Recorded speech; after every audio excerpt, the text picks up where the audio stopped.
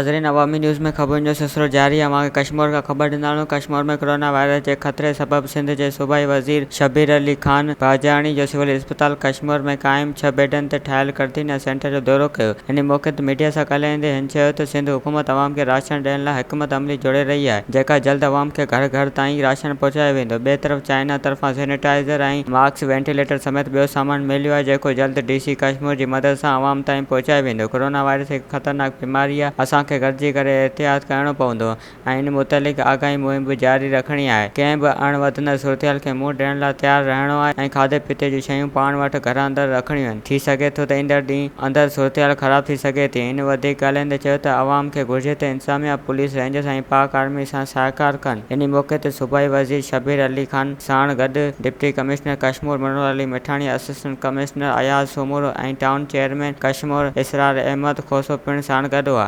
Kashmir DC साहब ऐं army जा जवान, कर्नल असांजो रेंजर जो कल्ह पूरे ज़िले जो उन्हनि दौरो कयो आहे ऐं हू हेॾां पंजाब साइड जो जेको बॉर्डर आहे उनखे बि इन्हनि सिक्योर करे सील कयो आहे।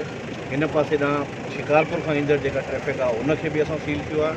होॾां जैकाबाद खां जेको कंकोड़ ठुल रोड आहे उन रोड ते बि असां उनखे सील कयो आहे।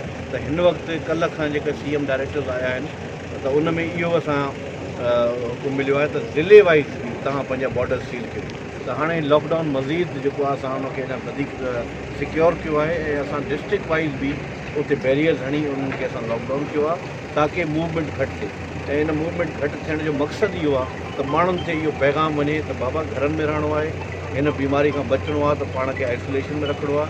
हे ॾींहं थोरा तकलीफ़ जा आहिनि पर हिन वॾी वबा खां इनशाला असां बचण लाइ सभु तदाबीर ॿुधाईंदो वञा त चाइना जेको असांजो देरीना दोस्त आहे, त चाइना जे तरफ़ां CM साहब, वज़ीर आला सिंध साहब जंहिं तरीक़े सां करोना वायरस खे ॾिठो वञिजो त इन जो फ्यूचर में असांखे तमामु ज़रूरी तरीक़े सां तदाबीर वठणी, उहो सभु शयूं ॾिसंदे चाइना असांखे वॾी हिकिड़े पैमाने ते एड ॾिनी आहे, जंहिंमें असांखे मास्क मिलिया आहिनि, वेंटिलेटर्स मिलिया आहिनि ऐं उन सां गॾु असांखे सैनिटाइज़र्स मिलिया आहिनि, असांखे बुख़ार चेक करण वारियूं जेके गन्स आहिनि उहे मिलियूं आहिनि।